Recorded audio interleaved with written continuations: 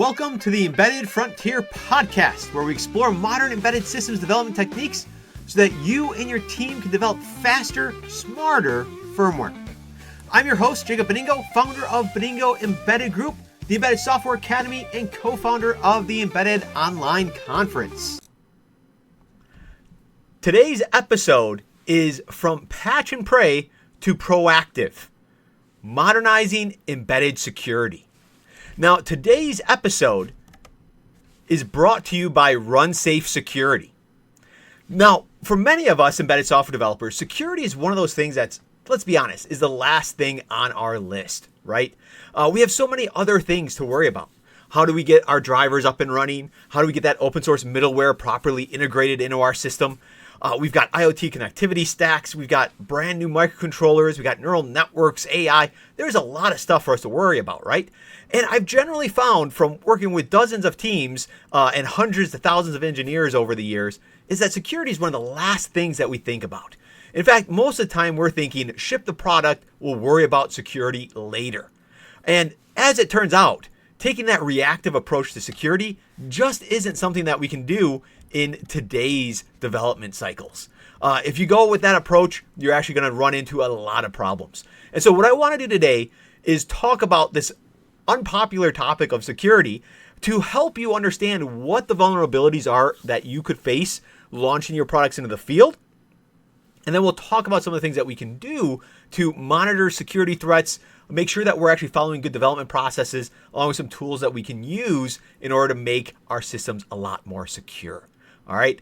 So thinking about security, I come from a background where I work in real-time embedded systems. I started working on devices that were 8-bit parts. Okay, very small resource-constrained devices. Control type of devices.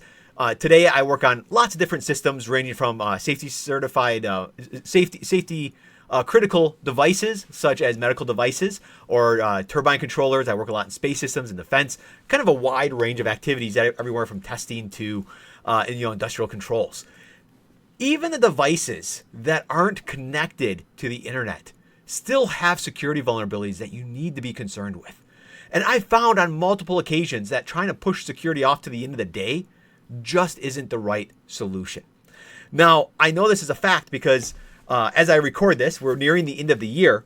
And several years ago, I actually had someone that came to me around this time, a week before Christmas, and they said, "Hey, I need a secure bootloader." And it was like, okay, that's great. You're thinking ahead. You want to do secure firmware updates in the field. This is fantastic. Let's talk about requirements. Let's talk about timing, all that normal stuff that you do from a business perspective, right? When you're trying to figure out what you're going to engineer. And this particular person was like, "Oh, I'm launching my product on January 1st. Okay, first of all, 3 weeks to do a secure bootloader or 2 weeks over Christmas break. It could be done, kind of tight. You got to have the right things in place." But what it turned out was that as I dug into the project, they didn't have the right microcontroller. They didn't have the right hardware components in place, or even the software, the software infrastructure to properly put into place a security solution. So here they were getting ready to launch a product, and they were reactively saying, "Oh, I need to be able to have security. I need to be able to securely update my devices in the field." And so they eventually, I'm sure, launched their devices, into the field in a way that was not secure. All right, that's the type of situation I don't want you to be in. Okay, and so first of all, we have to think about security up front. We don't want to reactively worry about security. As it turns out, there is there are there's top dangers out there that are listed. There's like the CWE top 25 that talks about different vulnerabilities out there that your devices might have to worry about. For example, if I look at the last year's CWE top 25 most dangerous software weaknesses, they haven't been released for 2025 yet, as of this recording. But the ones from 2024, they're the common issues, right? Out of bounds writes, was number 2 on the list. That was a problem, right? Overwriting your buffers. So that's something that no matter whether you are someone who is working on a connected device or an unconnected device, this is still a vulnerability in your system that could exist. Out of bound reads, that was number 6 on the list. Okay, again, not properly managing buffers. Use after free. hopefully many of you who are working with embedded software, hopefully you're not dynamically allocating memory. Hopefully you're using memory pools and more deterministic methods to allocate any memory. Hopefully you're doing it statically at compile time.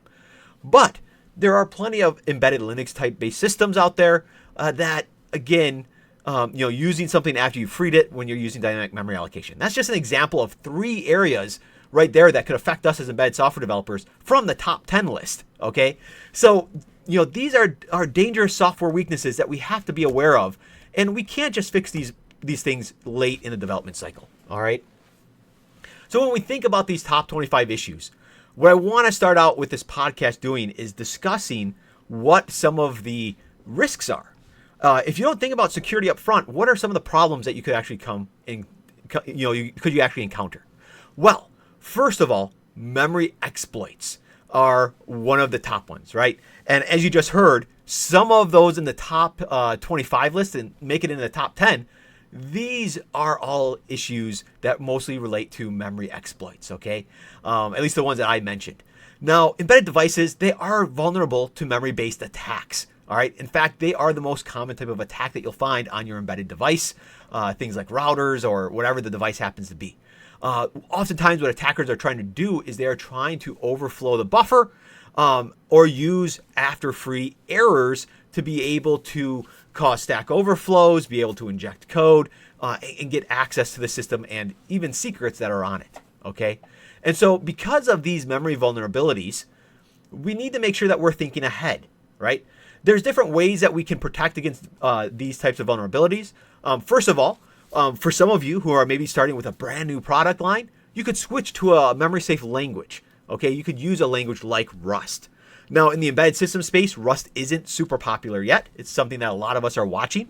And if you have legacy code, switching to Rust may not be the right approach. Since it's still a newer language and there aren't as many people using it right now, it might be hard to find developers who can use Rust and develop embedded software. Even though something like 14% of the Rust user base are actually embedded developers, okay, which is kind of cool. But okay, so let's say we can't switch to Rust. What are our other options? Well, certainly if you're using C or C++, C++ has lots of capabilities that we can leverage for protecting memory. Even though, if you look at the marketing out there, they'll tell you C++ is an unsafe language, right? But the fact of the matter is there are techniques using C++ that you can have great memory safety as well, all right? So don't let the marketing hype point you away from that direction. Maybe you're using C. 65% of us are still using C as our main programming language. In that type of situation, we just need to make sure we take a more active approach to looking at how we use buffers, okay? One example of something that you can do, instead of just creating an array and allowing a function to go ahead and just write to it and potentially overwrite it, create a smart buffer. What's a smart buffer? Well, all you need to do is actually create a structure, include the array and the length of that array. Then you can treat that structure as an object, and anything that operates on that array, you can have additional code that goes through and checks for boundary conditions, make sure that you have proper wraparound, rollover, or that if the buffer's full, it just provides errors saying, sorry, we're at the end of this buffer. You can manage it a lot better that way. And there are certainly libraries out there that allow you to do that. But using AI today, you probably could generate your own extremely quickly and have a really good, robust module, unit test cases and all, okay? So memory exploits, these do tend to be the highest vulnerability that we think about first when we're developing embedded systems, okay? And obviously the attackers are going to exploit these in order to try to gain unauthorized access to our device, execute malicious code, or even disrupt the device functionality. If you actually pay attention to what's happening in the security world and kind of look at some of the news that's happening, you'll actually see examples of this all the time. It's not just that you are worried about someone in their basement, some college student who's maybe, running some scripts or trying to have some fun. There are actually heavily funded and well-organized organizations out there that are specifically targeting infrastructure and trying to hack devices to gain advantages of either data or just being able to disrupt the normal operation of these devices at a given point in time. An example of this is Volt Typhoon. They're actually a Chinese nation-sponsored hacker group that has been detected, and it's well documented, that they've actually been trying to target U.S. infrastructure. They've been trying to gain access to our water facilities, our grid, important things like internet infrastructure, right? And it's not that they're necessarily going to, they might be looking for data, but they're looking for ways that if there were ever a confrontation between, let's say, the United States and China, they're looking for ways to essentially distract us, right, by breaking infrastructure, having problems at home that allow us to focus in those areas, okay? So you might be saying, well, Jacob, the devices I use, they're not of national security concern. But at the same time, simple things that you might consider to be, just, a device that you wouldn't worry about normally could suddenly become something that is used to do some type of attack, whether it's creating botnets, whether it's stealing people's data, or something else. When I teach security classes, I often ask people in the class, what is the most dangerous device you have to be concerned with? And people will come up with all kinds of interesting ideas of the devices. And then I move to the next slide. And what do you think I consider the most dangerous device to be? That $20 coffee maker that you can buy, at any Walmart or low-cost store. And you might be saying, well, why would you consider that to be a threat? It's just a coffee pot, right? But how much security do you think goes into a coffee pot that you can buy for $20 that's internet connected and has the ability for you to schedule it online and do all kinds of stuff, right? That's probably Chinese made, Chinese manufactured. Not to pick on China, of course, but it could be any third party that's manufacturing these things, right? From who knows where. And if you think about that, that probably has a vulnerability there, not just to maybe inject code, steal data, gain access to networks, but you also might have the opportunity there to create botnets. If you had enough of these devices in one single grid area, like geographic location, what happens if you turn them all on at once? There's a heater that probably draws at least 1,000 watts of power to heat water, right, as fast as possible. You suddenly could cause fluctuations in the grid that could cause problems, right? And so we often don't think about these things as embedded developers because we're not thinking about how can our device be used in a nefarious way, right? And so this is why we have to worry about memory exploits and really be concerned with security. Now, security doesn't just come down to being something that we're worried about on our device. We also have to worry about how our device might not just be exploited in the field, it might actually be exploited at the supply chain. There are examples where, they've actually shown that supply chain attacks have actually risen over the last several years by 700%. Okay, that's a lot. So, examples are like, maybe SolarWinds is a really good example here of this. This is a company that, essentially they are someone who supplies back-end information to people who are manufacturing. Okay, so they themselves they are focused on network products. So they monitor systems, they have database, log management. They're often used with like end-of-line testing, things like that. And so what you end up finding is that they offer this observability platform and monitoring tools, but hackers have at one point found a way that, hey, look, if we inject our code into their stuff and they sign it, we can actually push our own Trojans, our own code down through firmware updates to devices that are existing out in the field. Okay, whether those are devices or routers or whether they're in products, who knows, they could be washing machines, whatever that end product happens to be, right?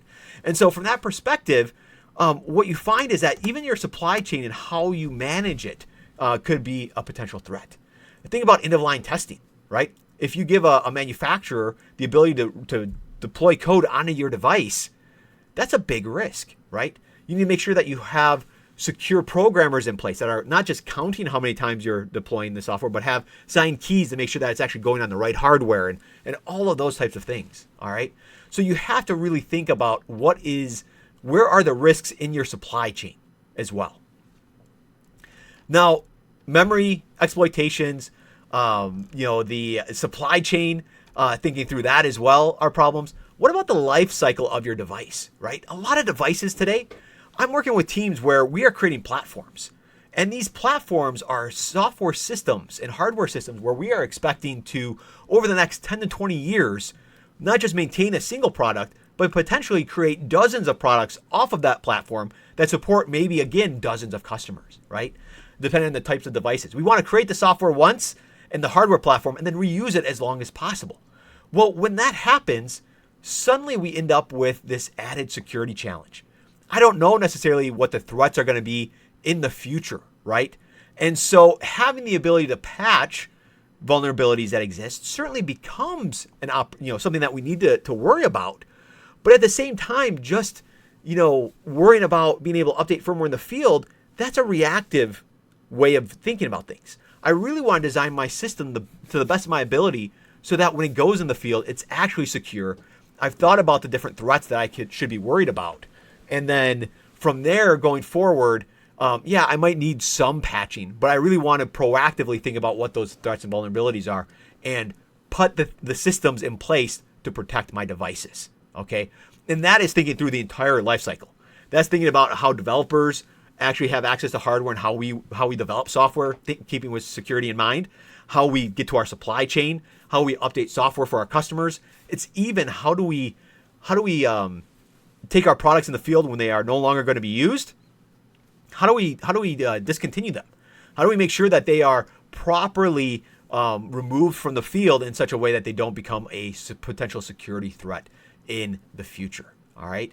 And so thinking through that whole lifecycle management of your device is absolutely critical because lifecycle issues certainly and vulnerabilities do exist. All right. And oftentimes the system might go out in the field and no one may be aware of a vulnerability for years until some exploit is learned. All right. So lifecycle wise, some of the things that I recommend people do is that we think about upfront, do a TMSA, do a threat model security analysis that allows you to look at your device, identify what the important critical pieces of data are that you need to protect.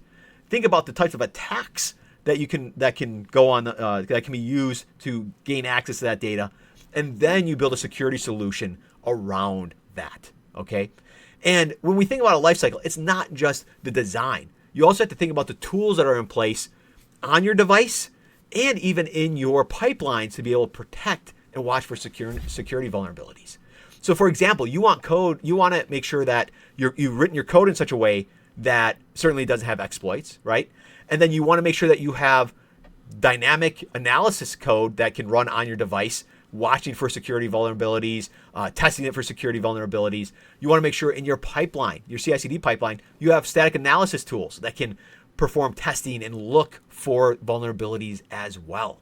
Okay. And then certainly when your device is out in the field, you want to be able to monitor it, make sure it's behaving properly, and have it identify any potential issues that might be happening from there as well. Okay. On top of that, in recent years, there's been this idea of SBOMs, right?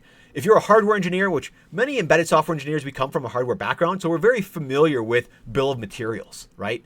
It's our list of hardware parts that make up our system. If I want to build something, I provide my bill of materials, and then the manufacturer can go out, buy those parts, populate our boards, and now we have a product, right?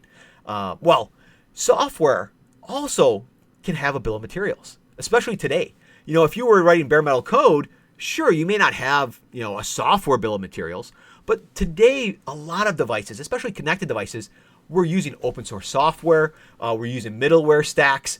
We might be using open source operating systems. For example, you might take Zephyr as your main operating system. You might go out and get, a network connectivity stack.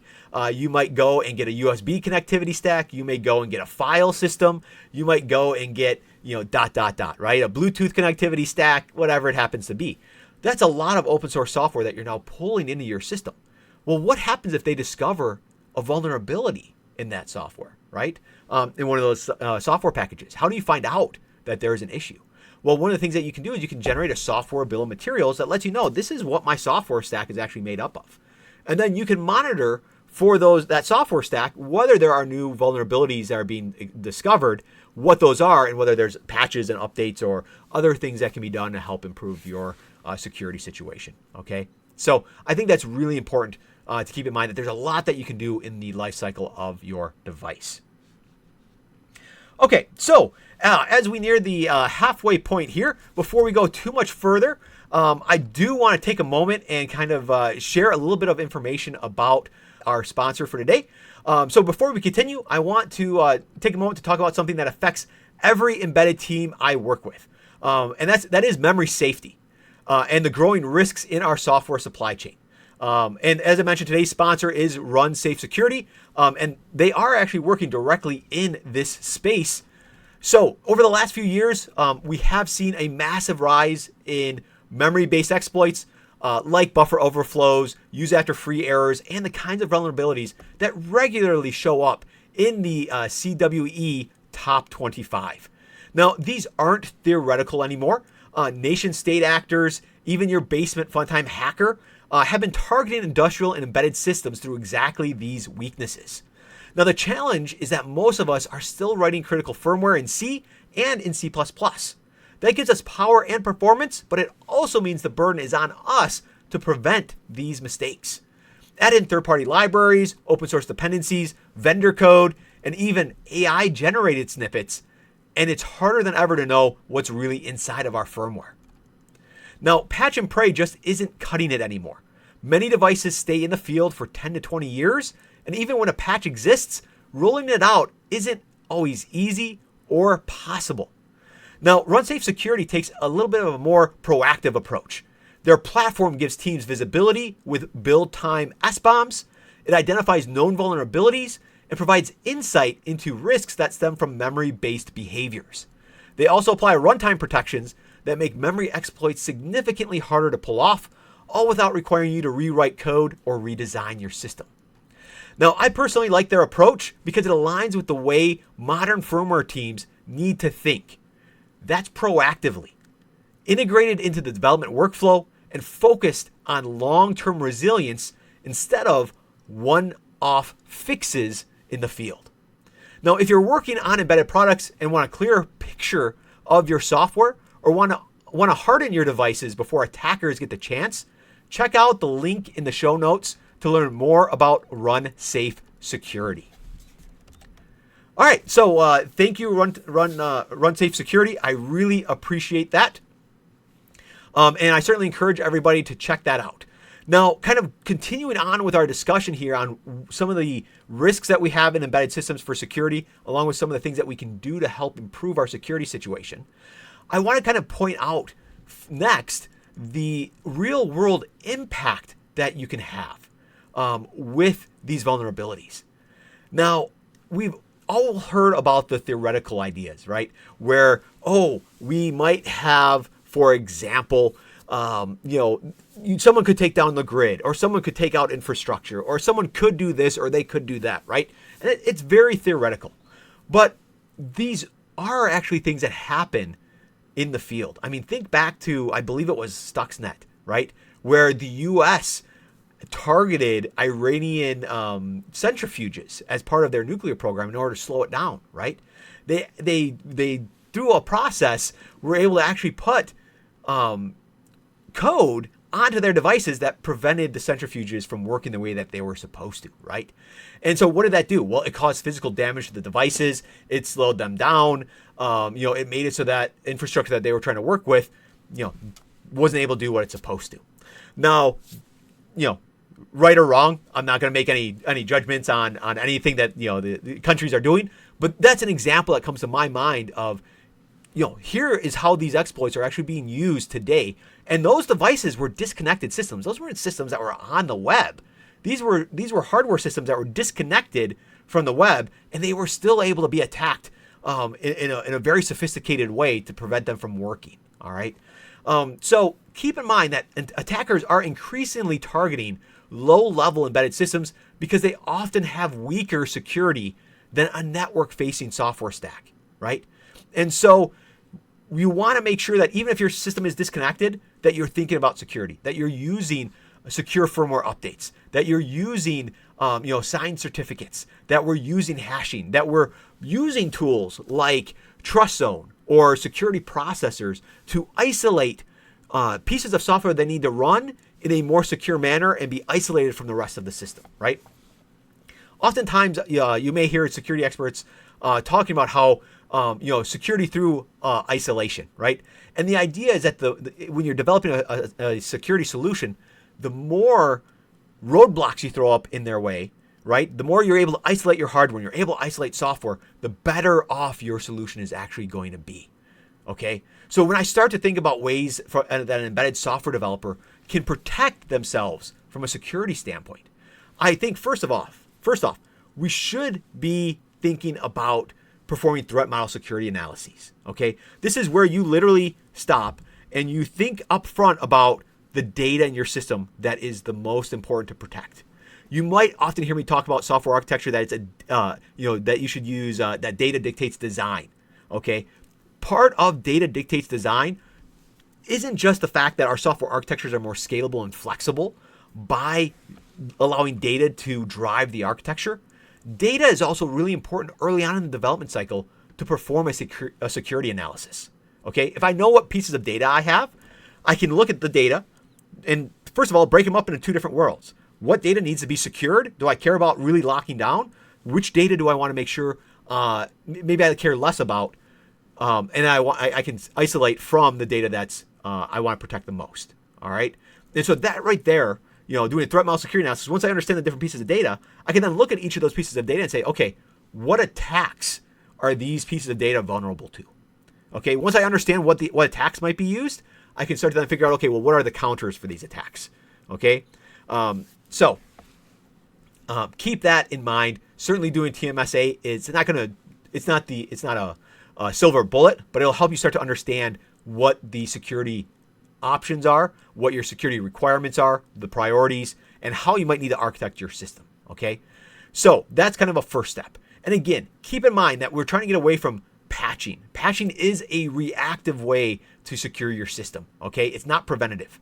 There's a lot that we can do from a preventative standpoint. Okay, if you're just patching, that means that the vulnerability has already been found in the field and your device has been vulnerable for only God knows how long. It could have been a week or it could have been 5 years, right? And your devices could have been exploited. So patching, this is why we say patching is not really the solution. All right, you want to think upfront, and TMSA is one example of something that you can do upfront in order to fix that. Okay, and certainly by the time a patch is applied, as I mentioned, attackers may have already exploited the vulnerability. Okay, so that's not the approach we want to take. Okay, so starting with a TMSA is a good approach. Certainly using hardware-based isolation is a second key element. There's solutions out there like ARM's Trust Zone, which basically has a single core processor, but it gives you a hardware isolated secure processing environment that you can use.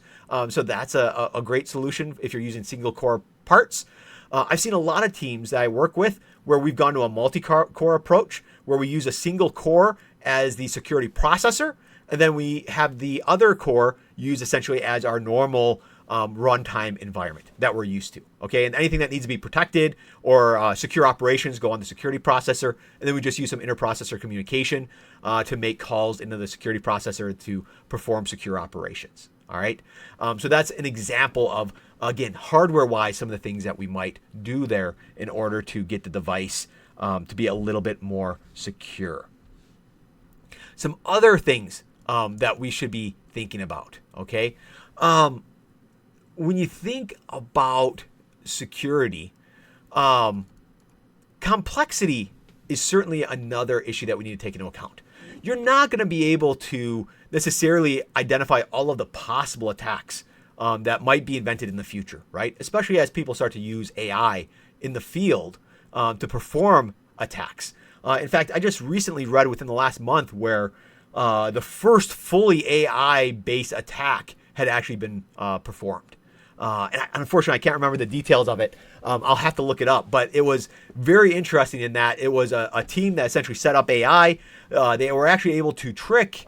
They were able to trick one of the big models to perform the attack by making the model think that it was just a research exercise. Okay, and so you have to now worry about LLMs being used in such a way, and agents and subagents and MCP servers all being used as part of a very sophisticated attack on a system. Okay, and I know as an embedded developer, it makes you go, "Oh my gosh, like this is too much. Like, how am I supposed to do all this on top of everything else?" And this is why we start to look at not just breaking our hardware up into those different areas and having isolated software components. This is where using tools are, to be able to do runtime observability, to be able to perform dynamic analysis on our systems to make sure that they are in good shape, and then being able to do static analysis on that software as well when we actually commit code to our repos to make sure that it actually works successfully. Okay, and this is where tools like RunSafe Security and their security platform help enable prevention rather than actually reaction, right? So I can react by just patching, which means my system's already vulnerable, or I can deploy solutions like RunSafe security platforms solutions that actually help us mitigate vulnerabilities in the devices before they are actually exploited, okay? And taking a proactive security approach in this way, it certainly helps us to reduce operational burden, right? I'm not having to necessarily constantly monitor what's happening, from a threat standpoint. I don't have to constantly be worried that my device is vulnerable, right? It can help minimize downtime because if a device does get a security vulnerability, we got to remove that device from the field for a while, right? Try to perform repairs or whatever it is based on the device. And more importantly, it keeps our devices, our embedded systems, resilient against modern threats. So as new threats are developed and are identified, using tools like this will help us to be proactive and make sure that our latest firmware is always up to date, and making sure that our device in the field is operating as expected without those vulnerabilities. Okay. Now, I personally think that SBOMs are a really cool tool for us to keep track of what's going on in our software. I work with real-time operating systems a lot, whether it's FreeRTOS, Zephyr. We have systems that we work with that are Linux-based.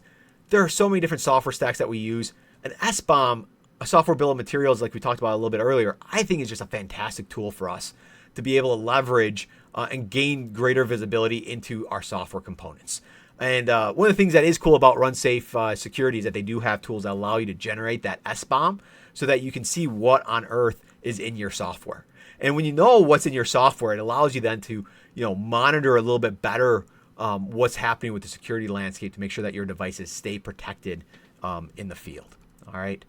So there's a lot from that perspective that we can do, as far as monitoring our systems and, monitoring our systems in the field, performing threat model security analysis, make sure we have the right hardware in place, make sure that we're using strong cryptography, and certainly following all of the modern security best practices that we should be following on a day-to-day basis. All right. And so when I start to think about security and where we are going as an industry, we have things like the CRA in Europe that is forcing us to think about security. So not only are we used to developing our system and kind of saying, oh, well, security is something we'll worry about later. Today, we also have additional regulations that we need to make sure that we're following as well. Okay, so putting in place a good safety security process, following things like ARM's platform security architecture is a great way to ensure that your software and your hardware and your product in the field actually stay secure. And again, I would recommend that all of you check out some of the solutions that you can find that are out there from RunSafe Security. I've kind of investigated their RunSafe security platform. I find it to be something that's extremely intriguing, very interesting. I have put the details in the show notes, so check them out. If you're worried about security, it doesn't hurt to always go and investigate what solutions are out there to help you secure your systems. Because let's be honest, at the end of the day, you're interested in getting your product out there. You're interested in solving your customers' problems. You're interested in writing software and doing all the cool stuff that we do as embedded software engineers. Security isn't something that you want to devote a lot of your mental CPU power to, right? So why do that? Why not go out and get the tools that you need to be able to successfully deploy a secure solution so that you can focus on innovation and getting your product to market in a safe and secure way for your customers? Okay, so those are some of my thoughts about this idea of patch and pray, and how we can modernize embedded security in our field today. And so some takeaway actions for you. First of all, make sure that you are performing threat model security analyses. Make sure that you are safely writing your code. Be very cognizant, especially if you're using C or C++, on how you use buffers. How are you managing stacks? How are you managing your memory? Certainly using memory protection units is another great way to help isolate your runtime environments. So you can certainly use hardware isolation like memory protection units, like Trust Zone or multi-core processors to do that. But on top of that, we also need to think about the tools that allow us to observe our devices, allow us to watch for runtime attacks, and also perform some type of static analysis to make sure that our devices aren't vulnerable to security exploits. Okay, and so make sure that you think through that process. If you need to, draw out a roadmap. That's probably maybe one of my best recommendations. Draw out a roadmap. Identify, look through your entire life cycle. Starting at the developer or even at the design stage, and figure out what pieces need to be put in place. And then think about at each stage, what tools do I need to enable me to secure my device along that entire device lifecycle process. All right, and if you do that, you'll find that the chances are you'll be able to create a device that's actually secure. You'll have a much more modern solution. And for those of you who have been listening to my modernization podcasts and some of the other work that I do between my blogs and some of the consulting I do, we've been talking about a 7-step process for modernization, where I've talked about how you need to modernize your build system and your architecture, your DevOps platforms, use simulation. You need to modernize your AI and ML usage. You need to modernize the culture, the practices that you use to develop firmware. And then you also need a metrics scoreboard, right? Well, if there was one additional step that I would add to modernization for embedded developers, it would be security. Okay, security is absolutely important. It's something you can't overlook. If there was anything that you should actually be shifting left, it would be security. Okay, so I hear so many people talk about, oh, shift left, shift left. You shift too much stuff left, you end up with a big mountain on the left side of your development cycle, right? And what do we do as engineers? We grab a shovel and we dig through it, right? We dig a tunnel, and then we don't do everything. But security is one of those things we have to do. We have to think about it. And so get the right tools, get the right processes in place. Security is king in modern embedded software development. Okay, so hopefully you found some useful tidbits here to help you understand the threats that we're facing as embedded developers to developing embedded systems, and also some ideas on tools, processes that you can look into to help you develop safer systems that are more secure. All right, and with that, I do want to give thanks again to RunSafe Security for sponsoring this episode. Be sure to check them out. I've placed a link to their site in the show notes. Thanks again. I look forward to talking with you all again soon. And in the meantime, happy coding.